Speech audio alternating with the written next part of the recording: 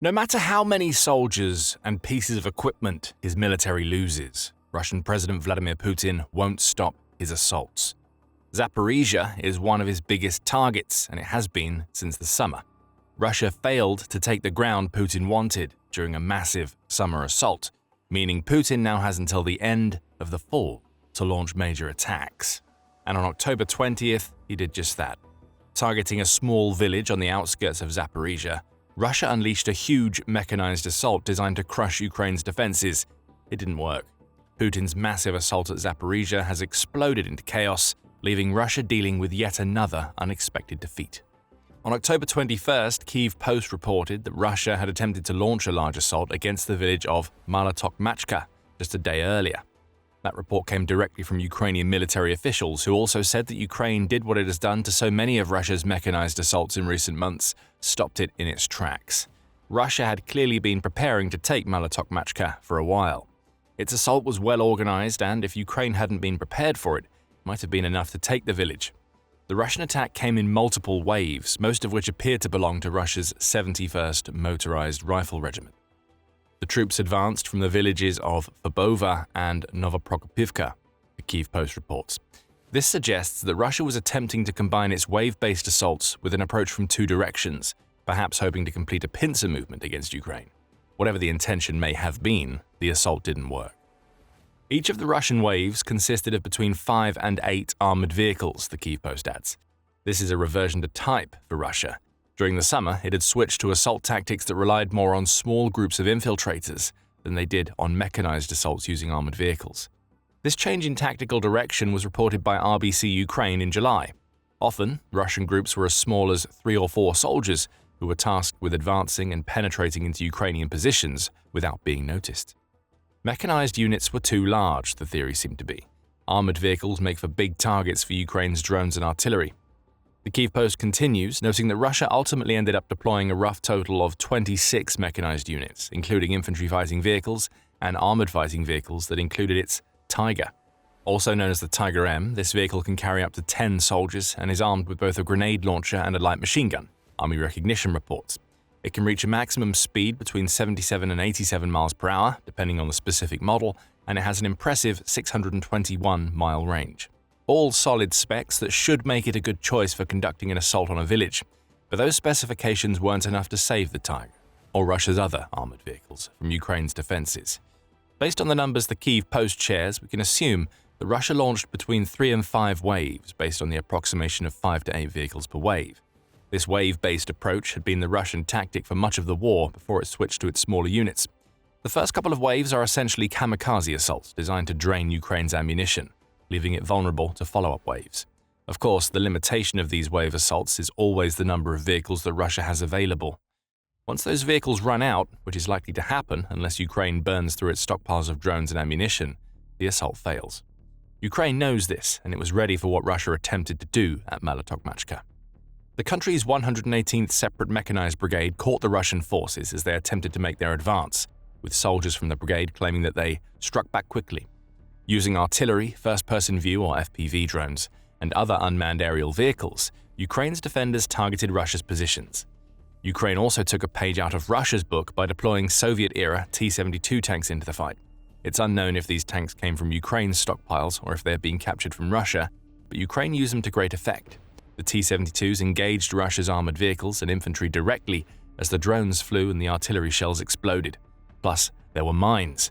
Several of Russia's armored vehicles ran afoul of explosives from below while trying to escape the drones flying above. To counter any attempt by Russia to claim the Mala Tokmachka assault was more successful than it actually was, the 118th Brigade also shared a video of its response to the attack in a Facebook reel. Lasting a little over 3 minutes, the video highlights many of the techniques Ukraine used to take out the Russian occupiers. Set against the backdrop of thumping music, the footage shows Russian vehicles being struck by FPV drones, leaving trails of smoke and crippled metal in their wake. Some of the vehicles managed to keep moving after being hit for the first time, but that only leads to follow-up strikes by more drones. In one piece of footage, we see the view from one FPV drone as another scores a direct hit on a Russian vehicle. The vehicle doesn't stop, so the drone recording the footage draws in closer. Eventually, we see that the vehicle has what appears to be barbed wire strapped to it, which is what has become known as a cope cage. Cope cages are improvised pieces of armor that both Russia and Ukraine strap to their tanks and armored vehicles. The idea is to provide armor for the armor. In a war where drones can descend from above to tackle a vehicle's weak points, with anti-tank munitions doing the same, a cope cage is supposed to trigger an early explosion and bear the brunt of the firepower, leaving the vehicle below safe to continue its advance. The Russian cope cage may have worked against Ukraine's first drone. The second scores a direct hit on the side of the vehicle. And so it goes in the video. Time and time again, we see FPV drones either recording other strikes or recording hits on Russia's vehicles. The situation in this direction is under control. No position has been lost, the text accompanying the video declares. The Kyiv Post offers another quote from Ukraine's troops, which added, "The enemy suffered significant losses. Personnel and armored vehicles were destroyed. We are working in a coordinated and decisive manner." Russia's assault ended up not being an assault at all. It was a massacre of metal machines that Russia still seems unable to protect against Ukraine's drones and other weapons. Euromaidan Press reports the scale of the losses, and they're huge. Of the 26 armored units the Kyiv Post says Russia deployed, 22 were either destroyed or otherwise lost to Ukraine's counterattack. Among them were 12 infantry fighting vehicles, 2 Tigers and 6 armored personnel carriers. Presumably, many of these vehicles would have been carrying troops, meaning it's not just armor that Russia lost on its ill-fated attempt to take Mala Tokmachka. We'll have lost soldiers too, potentially dozens, though Ukraine doesn't reveal the full scale of the casualties. This latest Ukrainian victory comes at a key time for several reasons, not least of which is that Russia has launched a renewed offensive on Zaporizhzhia following the abject failure of the summer offensive. That offensive began toward the end of summer. On August 18th, the commander-in-chief of Ukraine's armed forces, Alexander Syrsky, reported that Russia has diverted troops previously operating in the Sumy region to Zaporizhzhia. That alone was an admission of summer failure.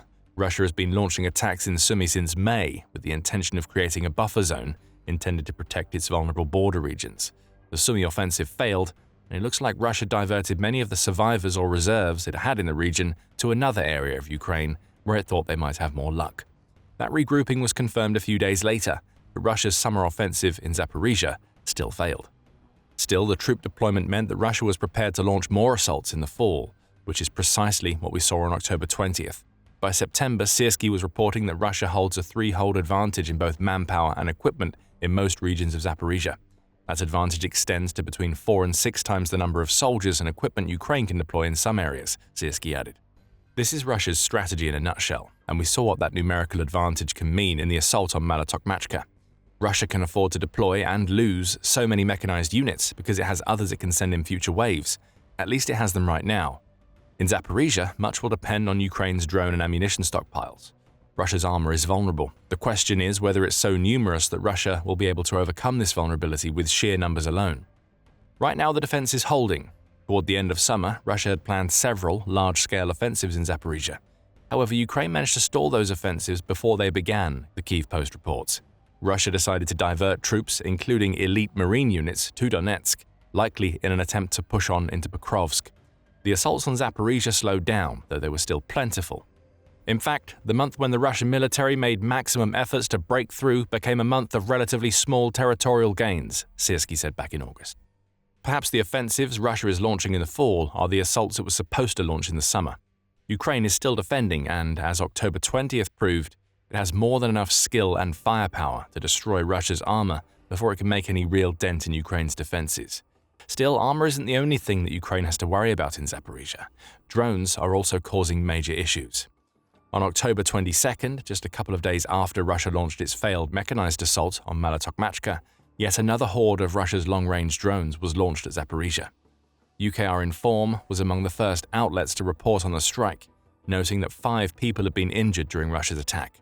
Russia doesn't discriminate when it comes to the ages of the Ukrainian civilians that it targets. The youngest was 21, with the eldest being 62. Shrapnel wounds and carbon monoxide poisoning were among the initial injuries being reported. We say initial because the true injury toll ended up being much worse. A few hours after UKR Inform's report, Pravda issued a follow-up, stating that the injury toll in Zaporizhzhia had risen to 15.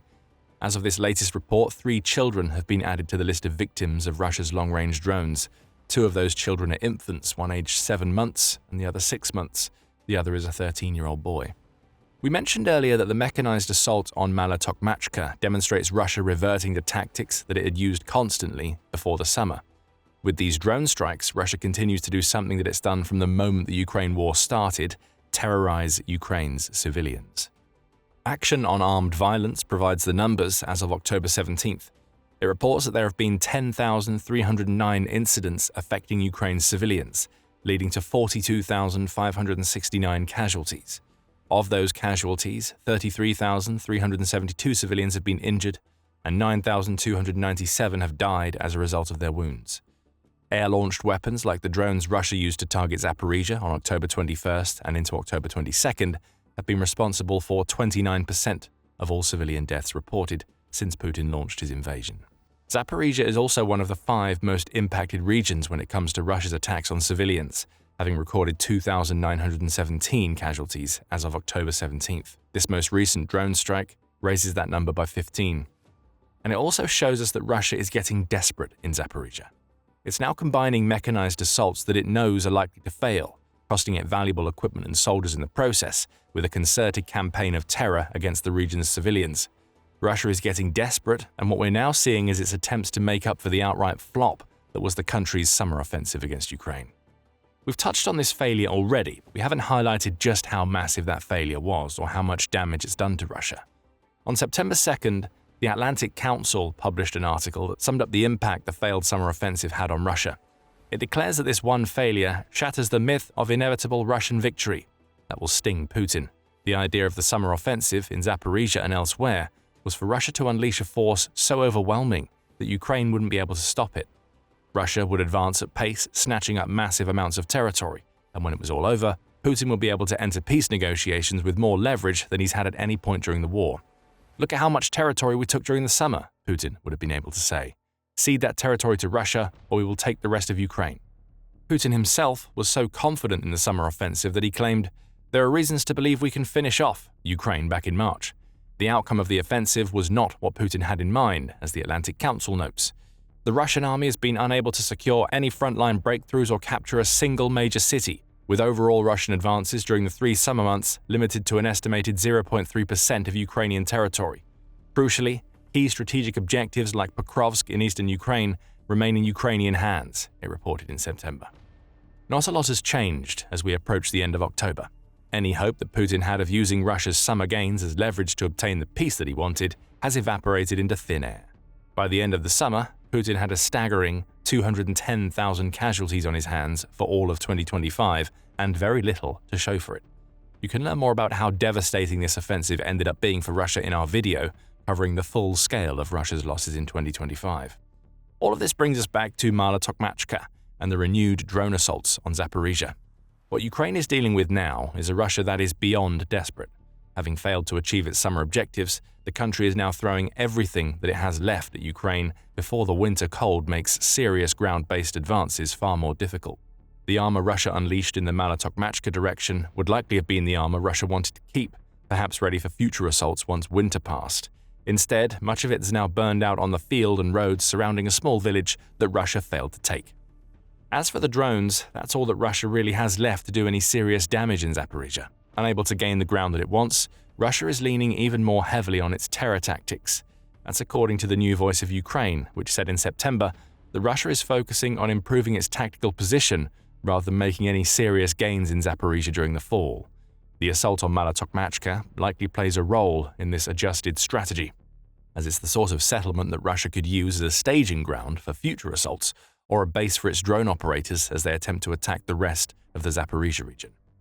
Russian forces will now seek to improve their tactical position in Zaporizhzhia Oblast to prevent Ukrainian defenders from transferring reserves to other, more active fronts and for terrorist purposes, such as moving closer to the regional capital to strike it with guided aerial bombs, KABs, the outlet said at the time.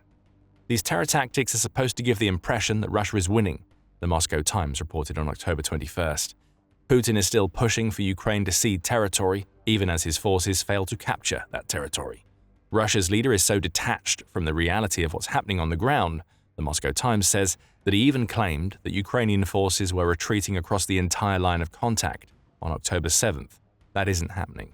Either Putin doesn't know this isn't happening, or those closest to him are lying. That offers even more context for the assault on Mala Tokmachka. Russia may have thrown so much of its armor at the village because it's trying to turn Putin's delusions into a reality, before Putin finds out what he says doesn't match the situation on the ground. Right now, the Moscow Times says Russia is concentrating its military units in Zaporizhzhia and Donetsk for what Putin believes will be a final assault on Donbass. Advancing in Zaporizhzhia will allow Russia to send troops across the border into the Donbass, which is why Putin is targeting the region. Russia's problem is that its current rate of advance suggests that this so-called final assault could require years of fighting before the Donbass ultimately falls. As for Ukraine, it will continue doing what it did on October 20th. The defense of Mala Tokmachka shows that Ukraine knows exactly how Russia is going to attack, and that it's prepared for the relaunched mechanized assaults Russia is using now. Russia will keep hitting anything it can, from military targets to civilian infrastructure, as it attempts to create the impression of an advance in Zaporizhzhia. All Ukraine has to do is continue defending like it did in Mala Tokmachka, providing evidence via video footage along the way, and Putin's narrative of an inevitable Russian victory will come unstuck. Despite all of these failures, Russia will continue to push in Donetsk and Zaporizhzhia because Putin is utterly obsessed with claiming Donbass. In our video, we reveal the true reasons that Putin is so hell-bent on claiming this region of Ukraine and what his obsession has meant for Russia and its military. Check out the video to learn more, and remember to subscribe to The Military Show for videos covering Ukraine's latest military successes against Russia. And thank you, as always, for watching.